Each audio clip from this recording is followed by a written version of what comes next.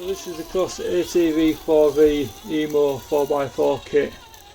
So this kit is a 1 and 2 speed truck.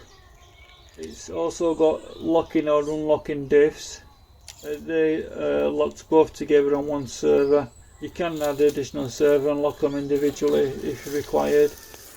And the other thing it's got is portals, working lights, and it all comes in kit form.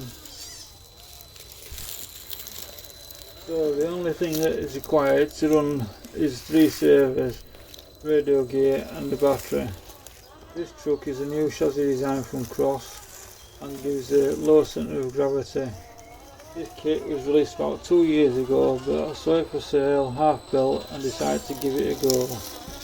The kit comes with the gearbox and disc pre-built.